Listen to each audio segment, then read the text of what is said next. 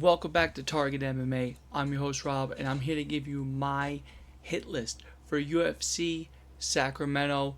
This is my confident favorites. These are the favorites that I think are going to absolutely smack this week, and the odds reflect that. Unfortunately, you're not going to get any odds out of this. This is just to let you know I like them. You would have to put them with knockout or double chance, or you would have to start parlaying these people because they are a little too out there. Their price tag is a little too wide. First and foremost, let's see who's first. Chanel Dyer, I think, is the first fight of the night. She is going to be the minus 850 favorite. I said that in my breakdown. I'm like, oh, no odds on the fight? Probably going to be a minus 500 because she is 7-1, only suffering a decision loss. She has 5 KOs out of the 7 wins. She is coming off of a round 2 TKO where over Ravina Oliveira, where she was the better striker, but she was incredibly patient. She had great leg kicks, snapping leg kicks. She was kicking Ravina anywhere she wanted. Went to round 2, and she was kneeing her up the middle, followed up with some shots, and she got her out of there quick.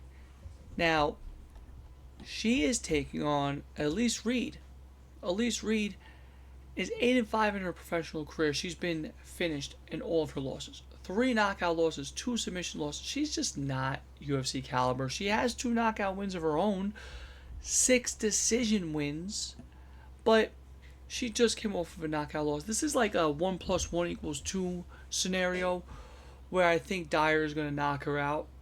I would double chance it and say points or knockout for Dyer, but it's still going to be wide. It's still going to be like a minus 400 or 500 because she hasn't submitted anybody, so they're not going to hold too much weight in that in the betting world.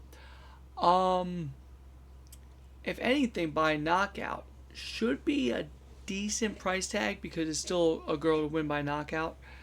Even though she has power, she's still a female fighter, and they're not always the most reliable when it comes to knocking girls out. But nonetheless, Chanel Dyer minus 850, it's wide, but she should get it done. Next, we have who's looking at the odds? Marcio Barbosa minus 1,000. Talk about wide. These are wide. These are not going to be. I don't have a confident pick that's not wide. They're all good.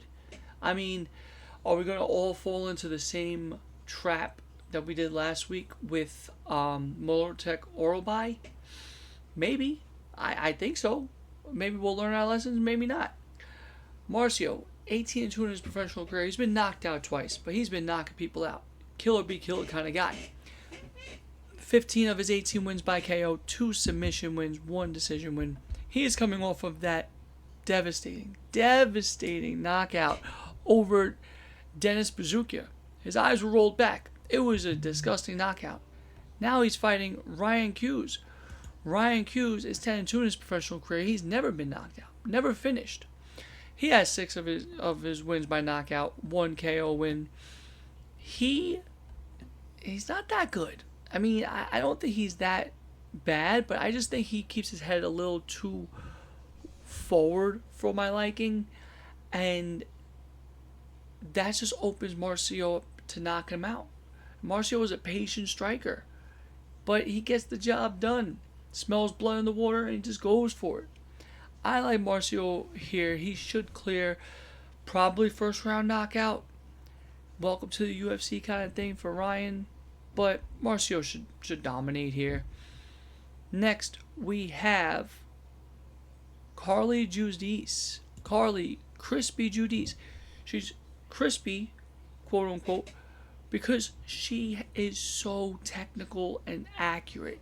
I love watching her fights. She is 6-2, 5 of which are by knockout. She is incredibly technical, incredibly powerful, and she is taking on Jesla Chavez. She's 8-0 in her professional career, 4 KOs, 4 decisions, but she was a ring girl. And if you look at her past fights, she is completely fluffed. These fights that she had, she fought nobodies. 0-5, 0-1, 0-1, 0-1, 3-5. Like, these girls are not good by any means, by any stretch of the imagination. Carly Giudice should knock her out here. Again, same case with Chanel Dyer. I want to pick her by knockout. I do want those odds. But it's still a female fight, you know? But let's just look back at who Carly's knocking out, just so we have a little perspective here. Nicole Cagliari. She's a UFC caliber girl. Eunice Dubin. Now, she is 6-2 in her professional career. She just fought Jesla Chavez and went to a split decision. She has 1 KO loss. 6-2 is not a bad record. Who else has she knocked out? Knocked out Monica Medina, 4-7. Not the best record, but at least she has some wins. Jesla Chavez got a girl that was 0-2, 0-5. Knocked out Tara Graf, 1-4. That's not good. Ivana Coleman, oh my God, 1-9. Between this girl and that girl, they are both fighting cans. I think Carly has fought some cans in the past, but we're seeing her power translate to the UFC. Jesla Chavez, her power has not translated to the UFC. Split decision over Sofia Montenegro in Dana White's Contender Series. Split decision win over Eunice Dubin in her UFC debut. She's getting decision wins, just like a typical female fighter. Decision. Carly at least has a knockout. Yes, she knocked out cans, but she may be knocking out girls in the UFC too, and I think she knocks out Jesla Chavez. Maybe late. Maybe round 3 knockout. But regardless, it's not always about who you beat or who beat you. It does matter about the style. And I like Carly's style. Like she stated, Carly crispy. She has crisp striking, and I appreciate that. Last and not least, certainly not least, we have Anthony Wint making his short notice UFC debut after just fighting in Dana White's Contender Series, where he got a first round knockout, but he was not touched. You would think, oh wow, he just fought. He was untouched, unscathed, and he got a first round knockout. He is most notably a football player. He played for the Jets, and now he's an MMA fighter. He fights at heavyweight, but you look at him, this guy is pure muscle. If he wants to run through a takedown, he's going to take you down. Double legs, bang.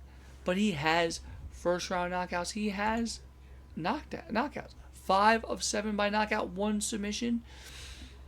He is minus 1,400. 1,400. He's going against Terrence Chapman. 5-1. He's making his UFC debut. He has 4 knockouts out of 5. But Terrence, although has some okay striking, he's just a flumbering, bumbling heavyweight again. Like, these guys are just, they're not fit for the UFC at all, or to fight at all. Like, you know, it should be entertaining and not just entertainment for one round because you're a heavyweight. Regardless, Anthony Wint should clear here, minus 1,400. I don't love the tag. It'll be fun to watch. You don't have to bet on it. And, you know, if he gets a knockout round 1, but also Chapman's never been knocked out. And we don't know what Winter's going to look like in the UFC. He might just be failed. I'm joking. I don't think he's going to fail. Nonetheless, those are my 4 hit list possibilities. My most confident. Like, share, comment, subscribe. Leave the guesswork out. Let's go hit that target. And I'll see you guys on the next episode.